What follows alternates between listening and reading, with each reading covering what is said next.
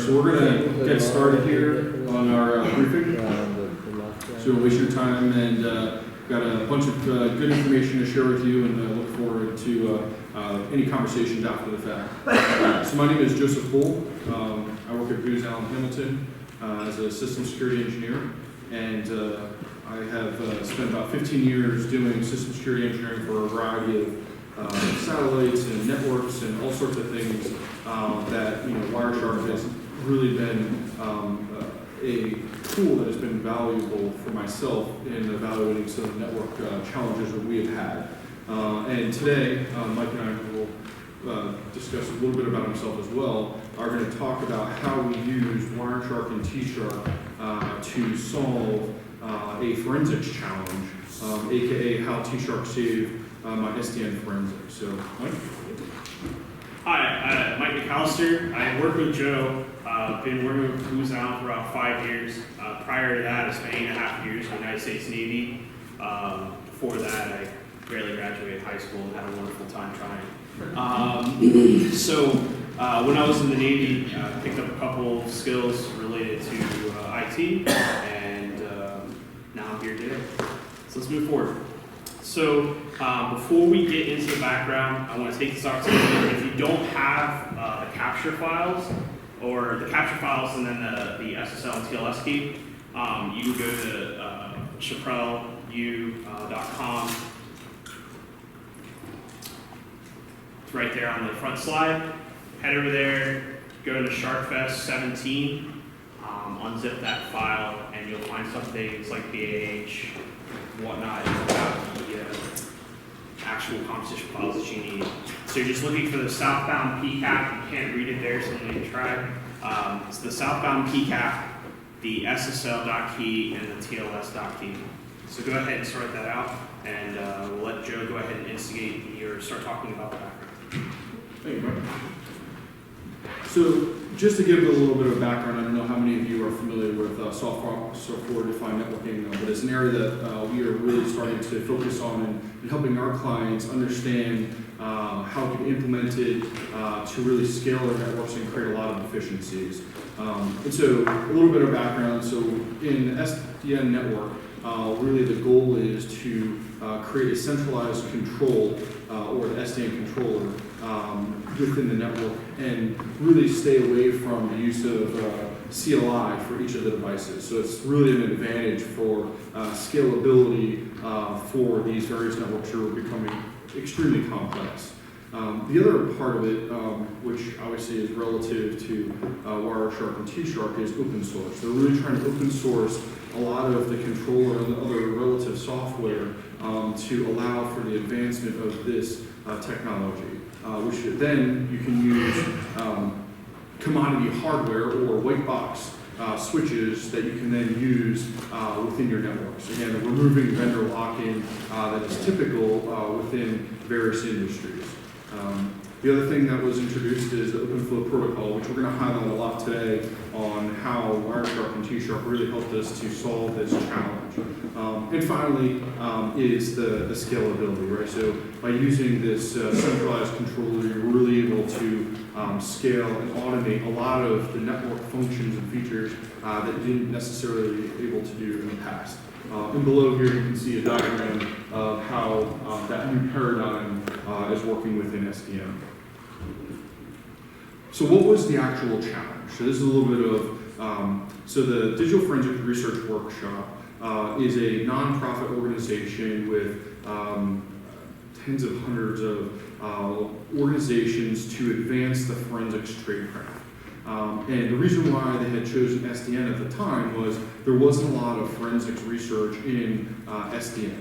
So that's why they chose this topic. They've done mobile, they've done Windows forensics in the past, and this year was their year of SDN. So what was provided? There was two things. One was a PCAP file of the southbound traffic. So that would have been in the previous diagram between the SDN controller and the virtual switch. And then the other thing that was provided was a memory dump of the virtual switch itself. Beyond that, there was really nothing else that was provided. They provided this on the website download, and we wanted to answer a certain set of questions, which you can see below. And those included understanding the controller, the switch, which hosts were connected to which ports.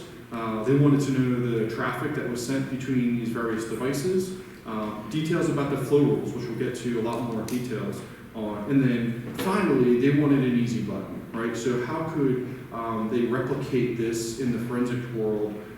So how could we automate this? And this is, I think, where you'll see Mike go through a lot of the details of how we were able to really use tshark to automate, in conjunction with other tools, this easy button for this type of a question.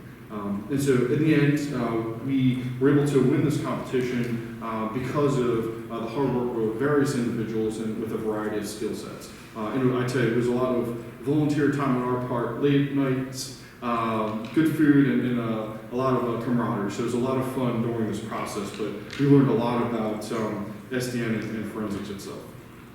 So we had about 10 staff that were across various parts of our organizations.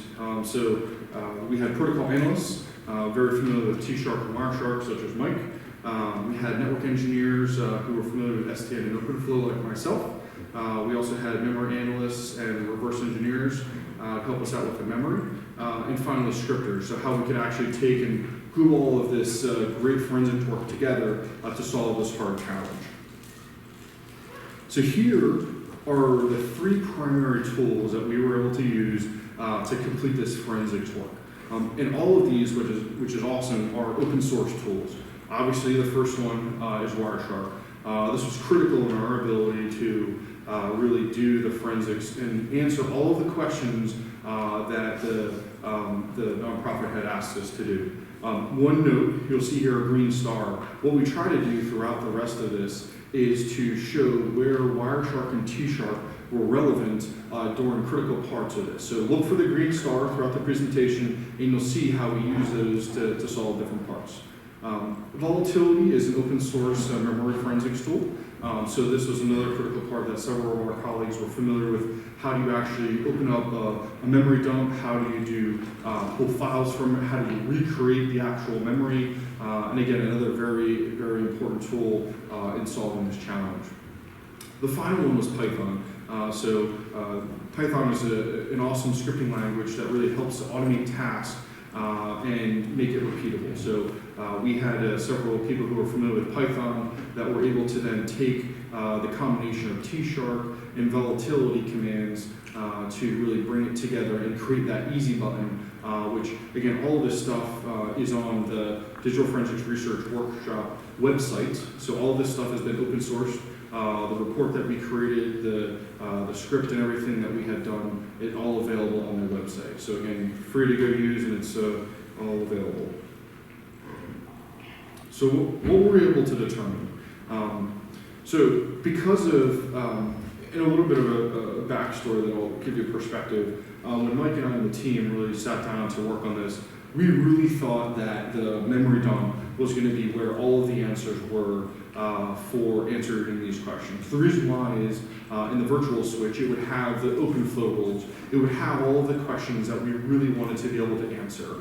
And unfortunately, because of how the memory was dumped, it actually paged several things out of memory that would have been critical to answering these questions. And as you can see, the majority of these questions were answered by the forensics that we were able to do within Wireshark and tshark. So it showed us how important this tool was in answering these questions. And so you can see here, for what the controller was and the switch, we were able to determine that within the memory. The Open vSwitch was the one that was used. We were able to determine the host that were connected to the actual virtual switch. The packets, again, we were able to pull out several values from the PCAP itself. The flow rules, this was something that was very unique because we were able to recreate the entire flow table based upon the PCAP file. The different things that we'll talk about here, like the inflow,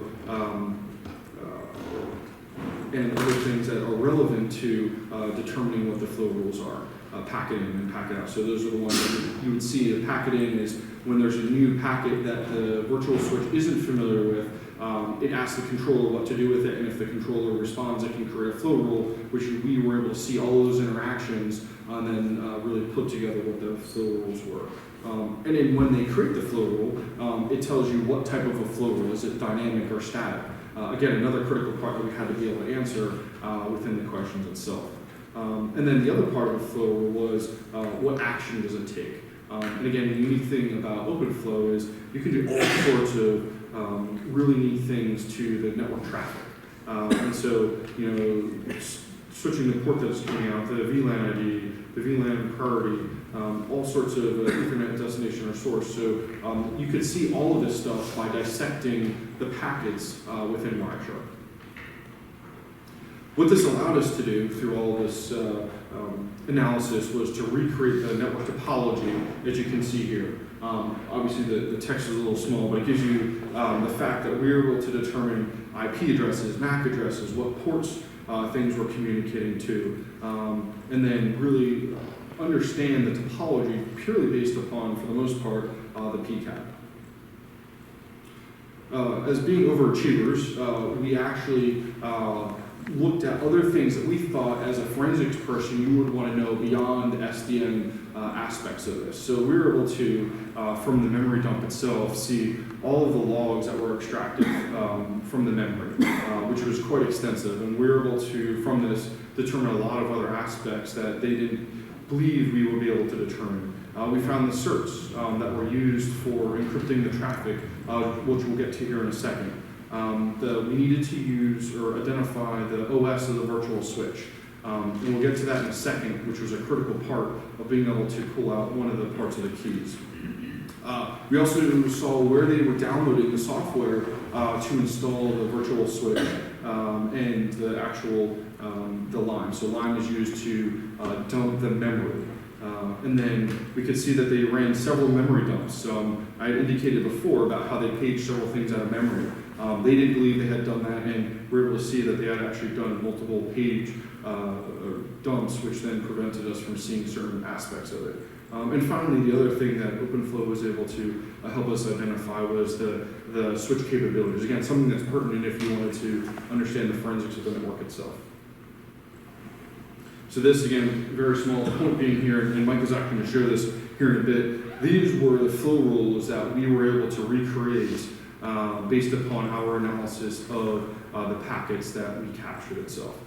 So you could see in here ones that were static, ones that were dynamic, the actual action that was taken, as well as all of the details of who is sending it. So what are the forensic steps? There was 4 major things that we needed to accomplish about this challenge, which included memory and the PCAP analysis. Today we're primarily going to focus on the Wireshark and PCAP analysis, which is what you guys are most interested in, but we wanted to give you a perspective of how we were even able to get to this point. The first thing we had mentioned about volatility being this open source forensics tool for memory. The critical part for that was, and I indicated that we needed to know the OS. They gave us a memory dump, and unfortunately when they did it, they didn't dump it in a way that had the physical or the virtual or physical memory mappings, so we could recreate the memory exactly how it was pulled from the virtual switch. So we were able to, one of our teammates was able to go in the early boot logs that was in the memory to understand and interpret exactly how that mapping occurred, so we could recreate the memory in a way that we could then do searches, your searches, to find certain aspects of it. After we did that, we were able to recover the file system and other memory details that really facilitated our ability to pull out the keys that Mike is going to talk to you here in a second, that we're able to decrypt. And this is the critical part. We got the PCAP, but most of the traffic was SSL and TLS encrypted, so we could do nothing with it. And we saw 2 indicators that OpenFlow was used, but there was no other details evident for us when we were actually doing the analysis. So we were able to go in and see the key within the memory and be able to decrypt it from those pieces of information.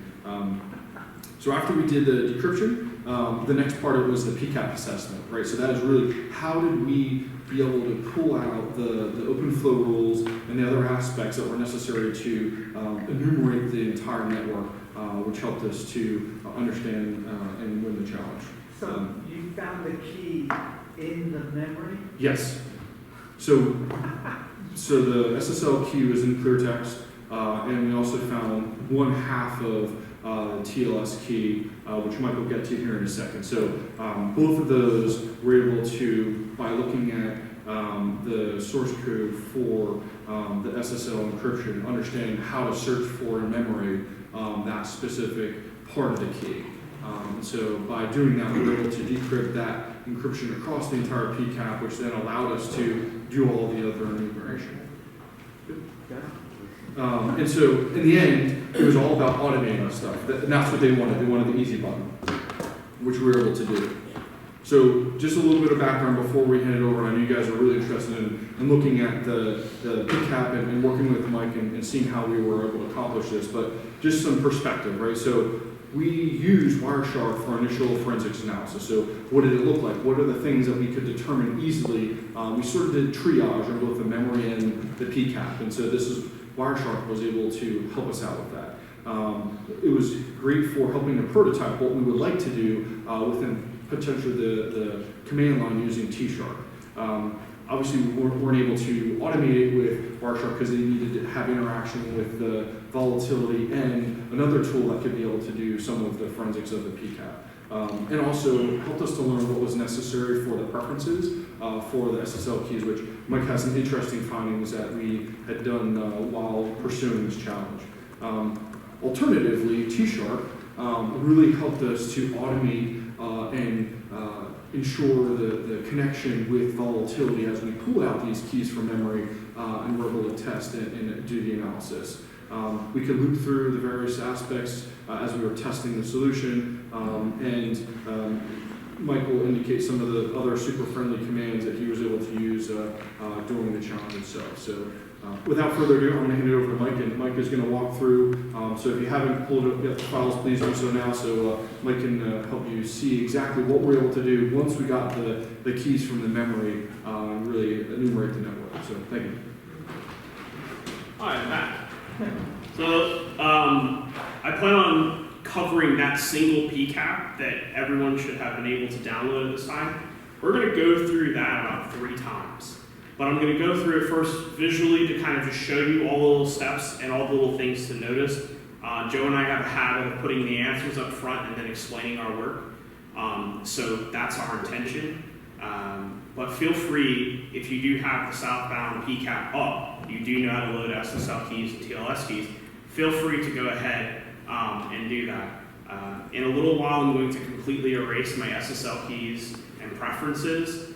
If you have some particular things you like to keep in your Wireshark, don't follow my lead, but maybe just watch. But let's get going. So we're going to talk about our methodology. We're going to talk about how we solved it manually in Wireshark. We use the GUI all the time to do our baseline analysis. And then when we realize that we have enough data, we understand which fields we need, that's when we start using our integrated with tshark. And then we're going to talk a little bit about how we automate it and some of the recent advancements we have made with PyShark with one of our associates who's in the crowd right now, Michael Murphy. I want to thank him for his time that he put forth on that. So here are our forensic steps. We identified that the traffic was SSL encrypted. We searched the memory literally just for the SSL key in the very format that's on the SSL Wikipedia page for Wireshark. And it was there just in plain, easy to see. We're not going to cover, I'm going to glaze over those pieces about the memory forensics. We're here for Wireshark, not for memory analysis, but we can talk offline if you have more questions. After we found the key, we took the key, placed it into Wireshark, so that revealed the TLS and the random bytes. After the memory was reassembled or put back in order, we used volatility to find the other half of the TLS key from the PID for Open vSwitch. And then in the TLS hello message is the random bytes, so 2 pieces together allowed us to completely decrypt the traffic. So in Wireshark at this time, if you have it up, go ahead and go to Preferences. Mind you, there's going to be operating systems differences. I am more friendly to Unix, and therefore that means that I tend to have an Apple. But there shouldn't be too hard. I'll try not to go too quickly through this. So go into Preferences, click on Expand Protocols. You can either type SSL or you can search for it. Once you have gotten that far, edit the RSA key list and go ahead and hit the Add button. Add the details below. The IP address is actually wrong on this slide. I apologize. It's 192.168.1.1. Your port is going to be 6633. Protocol OpenFlow. The file name is going to be ssl.key. It's wherever you save that file. So go ahead and add that. There is not a password on the file, so that's going to work out all right. And once you've done that, go ahead and hit OK, and then hit OK again. One thing I just want you to kind of take note, in the bottom of the SSL decrypt window, you will see probably your name, whatever directory that SSL key file was saved. You can click on that, open it. It's going to open up a pretty interesting folder for you. There's big banners that don't modify this. We like to modify it anyway. Go ahead and click OK, and that should reveal the traffic change. So just glancing over the traffic, everything was listed as TCP. As soon as you apply that SSL key, the TLS exposes itself. And inside packet 7, there's going to be, under random, will be the random bytes, half of the TLS key that you need to do the full decryption. So now if you go back to the same preference folder, go back to SSL, you open up the pre-share master key, pre-master secret log file name. I actually had a conversation with the developers 2 days ago about how we could probably restructure this to make it a little bit more streamlined. But at that point, hit Browse, and then select the tls.key file. Put that in there, hit OK. And it's going to completely decrypt the traffic. So for those that are not following on the slides so much, you can go ahead and start clicking around inside the data. But in a moment, we're going to go through the various steps in Wireshark and prove this through. So let me go ahead and do that. So here's the traffic. I'm going to replicate the same exact steps that I just talked to you all through. So I'm going to go to Preferences. When I click on the Preferences, section, you're probably not going to be able to read that. That's why I want to make sure I explained it.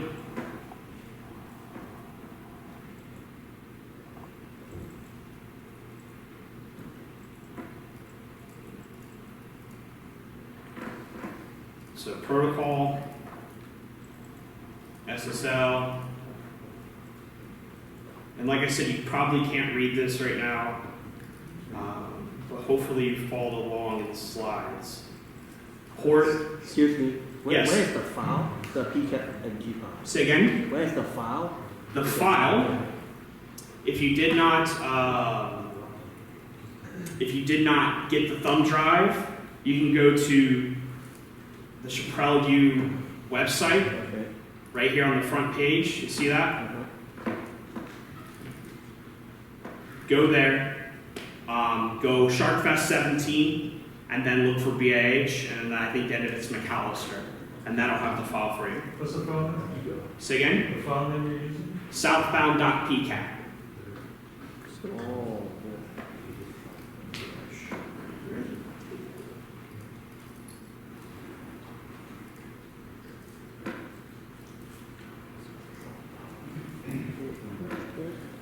So I just added the SSL key to present that same thing that I was talking about, where the TLS is now all exposed.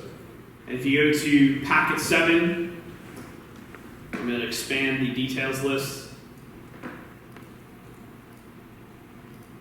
Under the handshake protocol and random, the random bytes are right there. That's half of the key that I'm going to need to do the rest of the decryption.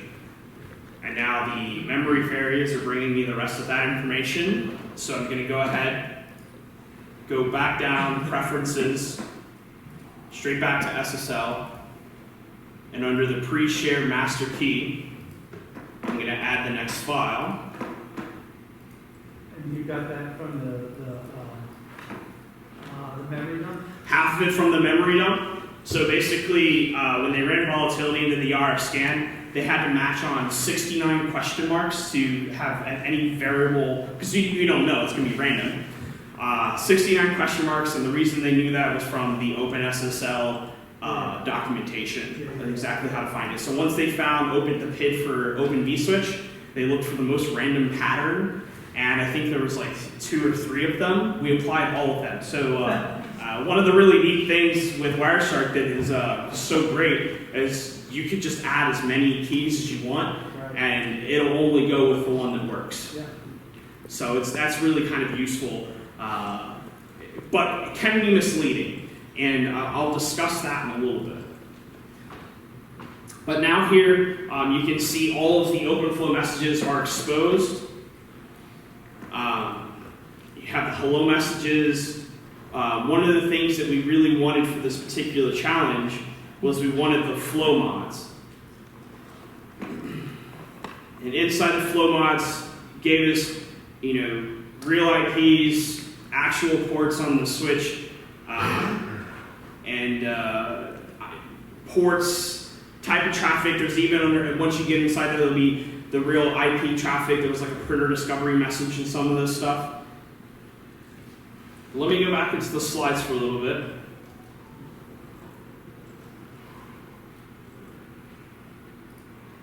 We're going to start talking about, we found all this stuff, we got it all working, we were able to show it, but now we want to actually take that and automate it. So one of the things that we did, and I kind of, just kind of went through it quickly, was when we found the SSL key and made sure it worked, then we had to go back to volatility to assemble the TLS key. So when we used Python, we said, okay, well, run Wireshark, run, strings, literally just run strings, print all ASCII characters, give me the RSA key, make a file, then run tshark, and let's start looking. So we're going to cover the 3 basic commands that we use, and we're going to discuss those options that we used as well. And the first things first, we're going to talk about just running tshark. How many people have not run tshark before? You can raise your hand or you can say it out loud. A couple, good. We're going to go through it a couple of times, so bear with me. But when you run tshark, if you're on a Windows machine, you'll need to make sure that you highlight whatever directory you're in. I think it's typically under program files, Wireshark, and then tshark.exe. And then you're going to use a TAC-R, and whatever drive directory that southbound PCAP is in, go ahead and add that. For the Linux users, tshark, TAC-R, your directory and file. I have a little preference to Linux, so don't mind my smirk. But TAC-R is simply just give me the file path or the file that you need to run through tshark. Now, without option, the information that's going to be presented to you if you've already pressed enter is literally going to be the summaries list or the first pane that you typically see in Wireshark. Right? We have used options like TAC capital T PDML, and that's going to present a XML of the details list. Or you can use a TAC capital V, which will present with hidden characters, how the data is structured the same way in the details list, just not in XML format.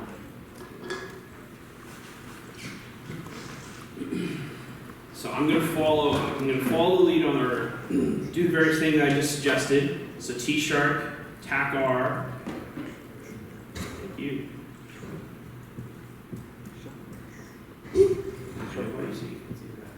One moment.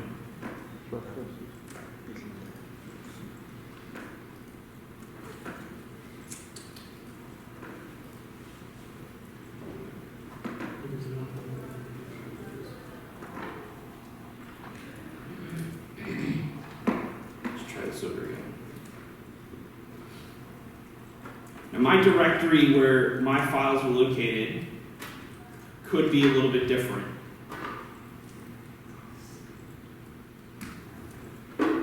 But as soon as I run that, and I apologize for how, let me see if I can get it to be a little, can everyone see that in the back? Is it okay? Thank you. So this is just tshark. It's tshark with the TACR command, so that's the input file, and then I'm piping it into a more, I believe more is better than less, but that can be discussed another time. And this is just presenting to you the same thing you typically see in the first pane in Wireshark. All right, it's just the summary.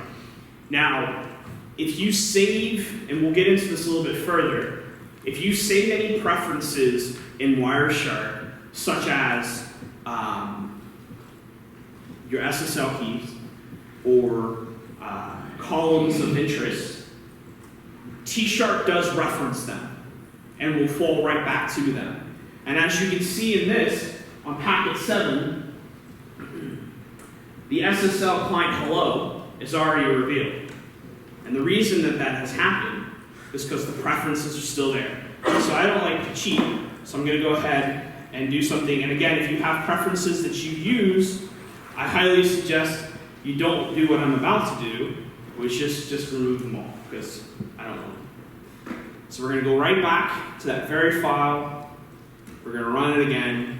And this time, it's back to just saying packet 7, TCP segmented data, reassemble PDU. All right?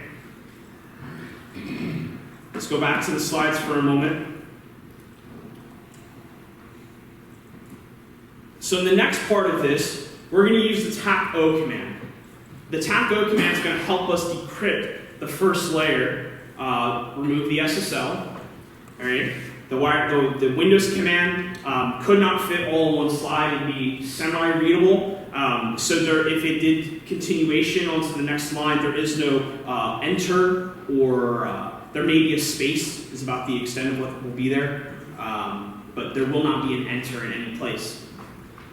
Same thing, your directory, Wireshark, tshark.exe, taco, and then ssl.keys _ list, the IP, the port, OpenFlow, the key file, and then TACR, your actual PCAP capture. For Linux users, tshark taco, the same thing, ssl.keys _ list, IP, port, protocol, and the PEM file or the SSL key, and then TACR for the actual PCAP itself. All right? So let's go back. Oops. Before I do that, close the show. So if I take that same exact command, and again, my file name is just a little bit different. That's just because it's just been on my machine for a while. Now it's gone back and it's applied the SSL key. Now, to note, it doesn't, because you're using it from the command line, it doesn't maintain those preferences, which is kind of nice, especially when you're doing like your base level analysis. You don't always want your preferences to immediately be persistent, right? But if you're, say, you've done the first part of it in Wireshark and then you're looking to automate just that piece or do further investigation on that particular connection, you do probably want the preferences to stay there until the session changes. So let's go back to where it was working, present that data. Just packet 7 is just a good point of reference for exposing that.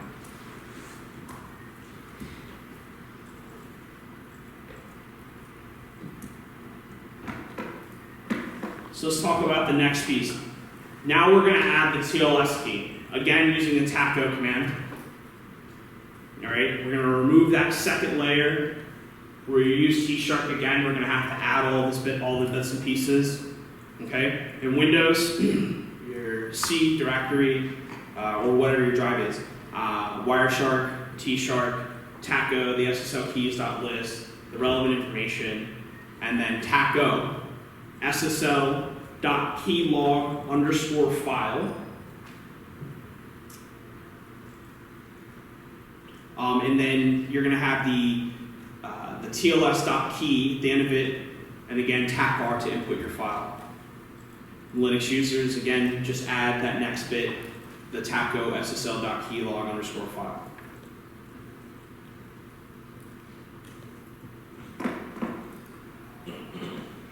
So I'm going to do the very same thing with the command line.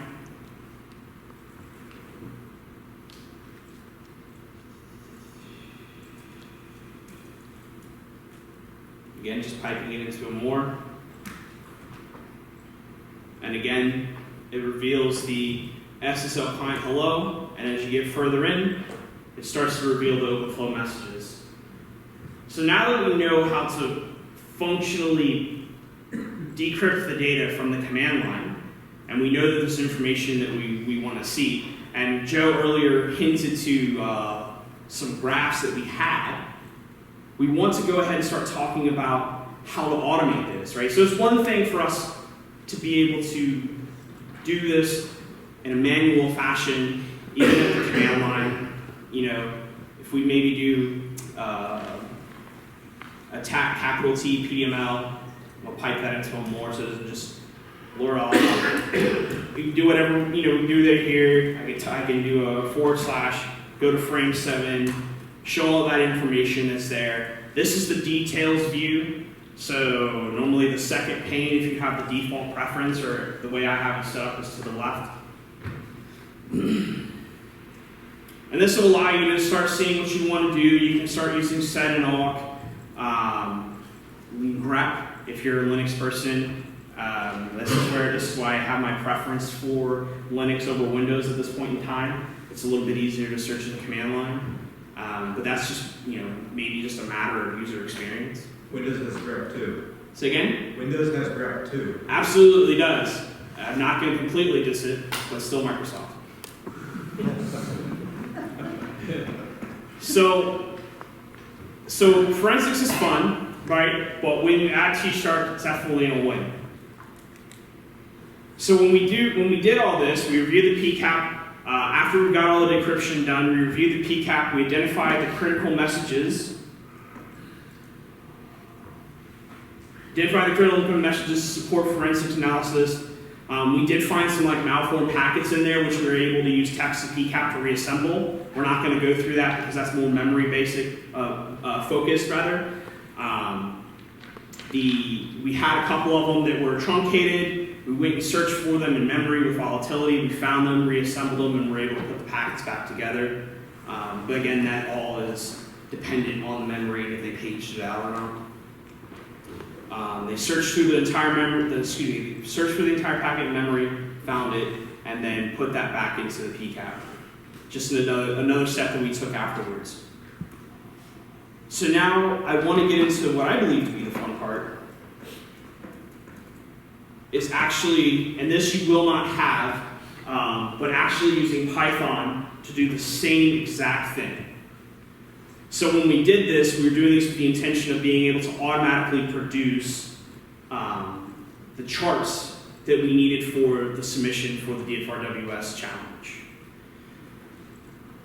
So how many people here have not used Jupyter before? Couple, all right. So before I dive into this, let me show you your resources. If you go to GitHub and search for PyShark, you can install this. I would suggest that you get Anaconda before you do that. Anaconda has everything you need kind of all lumped together, and you'll just need to install PyShark afterwards. Thankfully, the person who created PyShark has released basic usage, how to use, all that information. They're actually looking for people to help maintain it. So if you want to get a hold of that person, their contact information is there. And it tells you exactly how to install it, how to test it, there's some basic commands, and kind of just let you go from there. What was that site? If you just search, it's on GitHub. If you just go to if you just search PyShark, P-Y, Shark, it should be the first entry by Kimmy New. Never met the person, but we have to thank them for what they've done.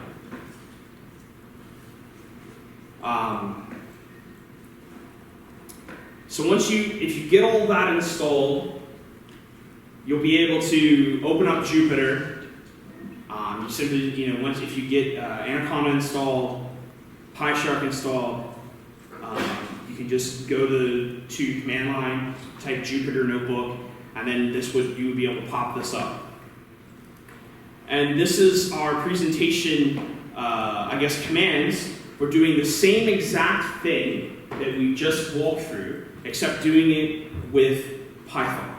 All right.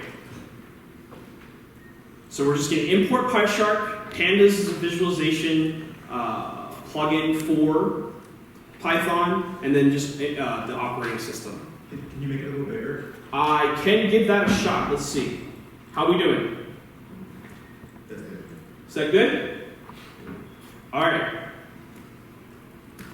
So all I'm doing is just shift clicking through the code. So this first bit that's up here, we're just picking out the capture, going to present the summary essentially, identifying the fields, capture summary columns, and then we're printing this.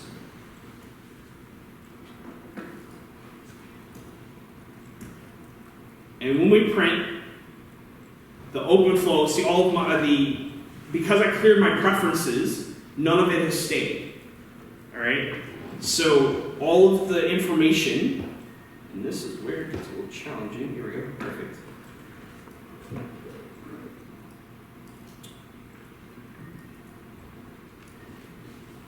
And this is Pandas presenting that information.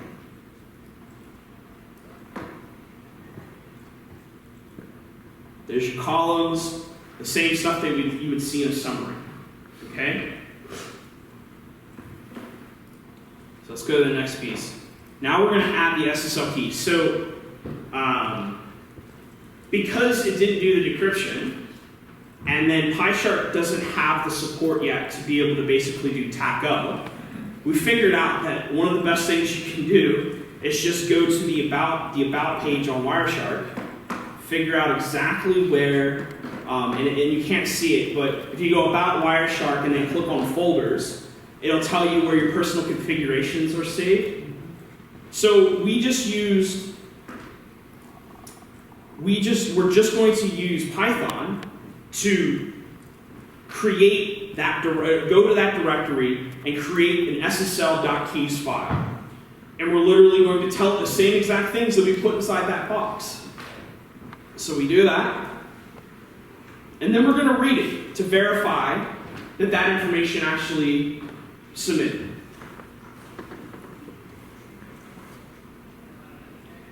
So now, just to test it and prove, we're going to do the same exact thing that we did before. We're just going to look at the capture.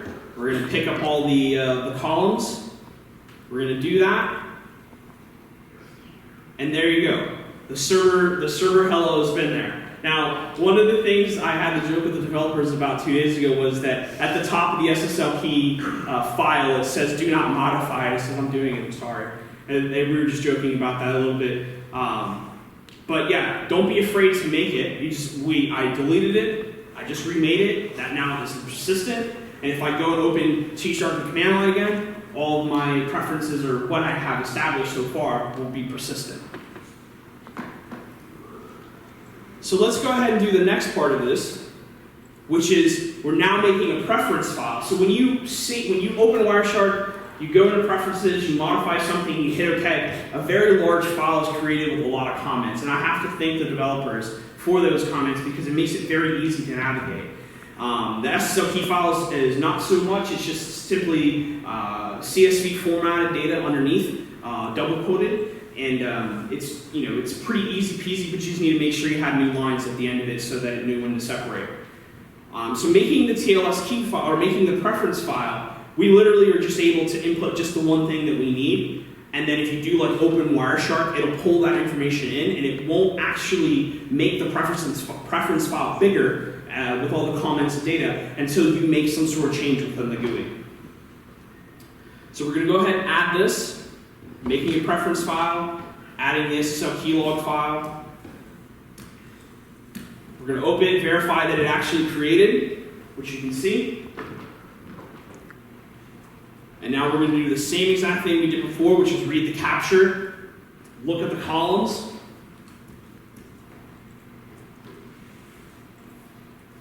And there's all the open flow. Now, when we did our actual solution for DFRWS, which is on their website, by the way, so I will briefly go over to this. If you go to DFRWS, I don't know if you can see, so I'm going to try. If you go to DFRWS and you go underneath challenge, which is all the way to the right, it's a .org, so it should be pretty easy to pull up, and go to the current challenge. I don't know if they've submitted one for this year. We've been looking, their conference is in August, so we're not quite sure if they're going to do another one. But it has all of the information, our full submission, our write-up, and our original, or the code and everything that we made. Now I will say that when we first did this, we did not have PyShark. We just used Python. And the scripter that went through that spent at least 140 hours on something that our new person who joined us, Mike Murgy, was able to do in about 4. Right? And that'll be, if you click on the cman.org, SNDS, it'll have all of it. It has the winning submission, and as well as the results presentation. So going back to Jupyter, now that we've done this, we can, we're going to iterate through it real fast, and we're just going to grab the flow mods. We're only doing a portion of what we did to submit for the challenge, but this is just to prove how easy and useful it is. So a little bit more code. This in this particular case, just matching on OpenFlow _v1, right? Grabbing all of the fields, and then here we go with pandas again, presenting all those fields that we need to match on. Okay. There's a lot of solutions, or there's a lot of different things that we need to do, or that we needed to do when we originally did this challenge. If this is any idea of how many times we had to go back to Wireshark at different phases of the challenge, there is no good starting spot. We thought that we were going to start in the network traffic, realized it was all encrypted. We ended up going over into the memory. We thought the memory was going to have it all, and found out, no, we have to go back to Wireshark and get the rest of the data there because it was paged out. All of the visualizations, the slides, once the slides are actually out for after this conference to be available, we do have a pretty lengthy PDF on the DFRWS website to kind of explain all of the bits and pieces of this challenge. I would like to say thanks to everyone who supported us. It was about a 10-man team when we figured it out, and when we submitted, we didn't think we were going to win, but we did, and it was not because of one, it was because of many. I would like to thank my wife, who is 7 months pregnant, for being here today, and Mike Murray, Joe Bull for sponsoring a lot of our efforts and helping lead the way. And barring any questions, we just want to say thanks. Have a wonderful day.